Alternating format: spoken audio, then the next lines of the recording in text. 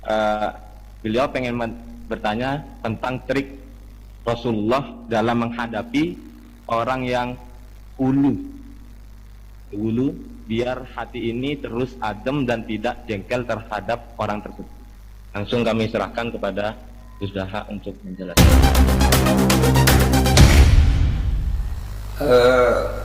Itu banyak sekali ya cerita-cerita orang yang cara berpikir ekstrim ya, baik cara mendidik istri. Contoh paling gampang yang dalam keseharian perilaku sosial itu misalnya tentang perempuan, tentang istri. Kata Nabi, perempuan itu didesain atau diciptakan dari mindilain akwat, dari iga yang bengkok. Jadi kalau kamu memaksakan langsung lurus pasti patah, dan kalau kamu biarkan tetap bengkok. Dari situ aja sudah kelihatan Nabi itu ingin satu asumsi ya, satu asumsi bahwa jangan paksakan suatu itu langsung lurus karena desainnya sudah mindilain akwat. Sama seperti manusia, desainnya sudah al-insan mahalul khotok wa nisan. Kemudian Anda memaksa harus benar, itu kan jadi aneh. Mahalul khotok kok kamu paksa benar ya. Begitu seterusnya. Jadi pentingnya baca, pentingnya begitu juga tentang Nabi Adam. Pertama yang dikenalkan kita tentang Nabi Adam ya, beliau secara lahir diusir dari surga karena kesalahannya. Meskipun ada jawaban-jawaban tentang mimbabi hasanatil abrar sayyatul muqarrabin, itu kan terus menjadikan orang itu begitu nyaman. Saya punya cerita, ada seorang guru dulu zaman Mbah Zubair ngaji di sarang, pulang ke hajian. Dia merasa belum pinter, beliau merasa belum pinter, gak berani ngajar, takut salah. Itu sama mas saya kajian disebut takut salah itu keangkuhan. Kamu udah nabi kok takut salah, biasa aja kan.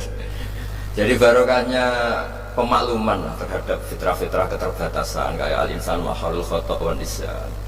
Ada keterbatasan manusiawi ini yang menjadikan kita dilatih untuk tidak ekstrim. Terus kedua, kata Nabi, bayangkan kalau itu keluarga kamu, itu anak kamu. Mungkin kalau kita dimaki-maki orang atau disalah-salahin orang kita jengkel. Bayangkan kalau itu anak kita, bayangkan kalau itu keluarga kita. Masyhur itu di versi kitab Hikam, Syarhul Hikam itu, di antara kenapa Nabi Ibrahim disuruh menyembelih anaknya, ini versi Syarhul Hikam di awal juz 2, saya beri penjelasan awal juz 2. Itu di situ dijelaskan. Jadi Nabi Ibrahim mengertikan, diangkat ke alam malakut, kemudian sama Allah ditanya, gimana dengan orang-orang yang maksiat di bumi saya? Kata Nabi Ibrahim, ya kira-kira ahlikum ya Allah, karena innahum, mereka makan rezeki engkau, akalu rizqoka, kemudian asoka, mereka mendurhakai kamu. Engkau ya Allah, asoka mendurhakai engkau.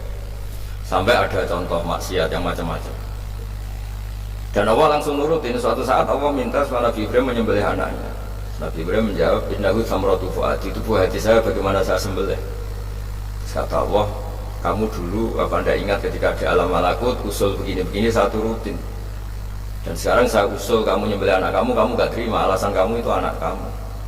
Itu yang kamu usulin saya bunuh, itu hamba saya yang bikin, yang menciptakan saya. Dan saya arham bi ibadi, saya itu sangat sayang.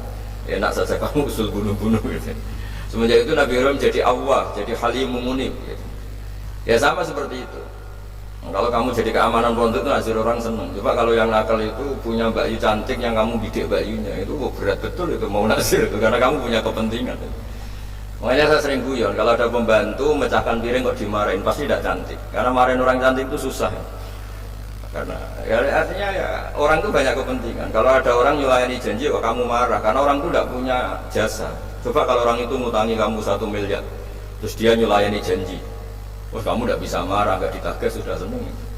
Jadi sebetulnya kita marah itu bukan murni karena kesalahan orang. Kebetulan yang salah itu tidak orang yang berjasa sama kita, orang yang kita tidak punya harapan, dia ke orang nggak penting. Coba kalau yang salah itu perempuan cantik yang kamu senang, atau orang yang bisa melantarkan kamu ke tempat pekerjaan, yang bisa mengasih status kamu, salah kayak apa, tanpa dia minta maaf sudah kamu maafkan. Nah seperti ini tuh yang melatih kita untuk tidak hulu, tidak ekstrim. Karena ternyata ekstrim kita ini berdasar nyun sewu nafsu juga. Kamu bisa marah sama orang yang ngutangin kamu, marah sama orang yang kira-kira itu adiknya kamu lamar. Kalau sampai sudah tua-tua itu mungkin ngelamar buliknya, mungkin kalau sudah. Nah, itu kan kelihatan. Ya, makanya kita dilatih ada idhamul minnah ya, perasaan bahwa orang lain itu berjasa ke kita, supaya merasa ya merasa utang jasa lah sama banyak pihak.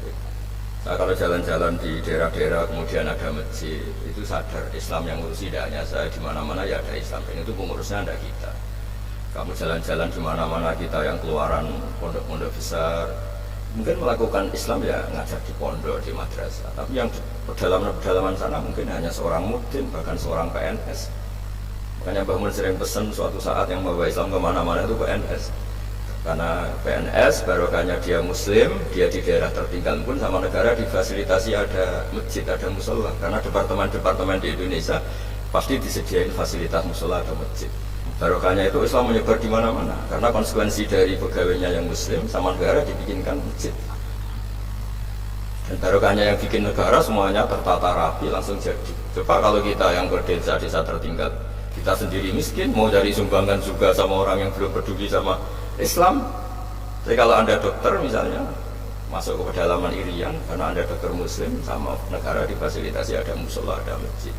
Dan karena Anda tugas negara, dilindungi keamanannya di macam-macam. Makanya kata Mbak Mun, kamu harus tahu nggak suatu saat yang menyebarkan Islam itu ya PNS. Ya tentu santri pastilah, santri kiai pasti. Tapi juga kita nyadari di beberapa negara non muslim ada masjid besar ya bawaannya kedutaan, karena kedutaannya muslim, kedutaan kita muslim, barokahnya itu dibikinkan masjid.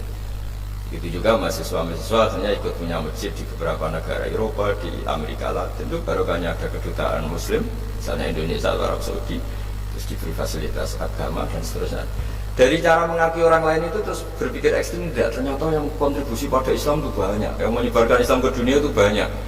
Barokahnya itu kita menurut saya pun tidak mudah menyalahkan orang lain, tidak merasa paling mengawal Islam, tidak merasa paling berjasa.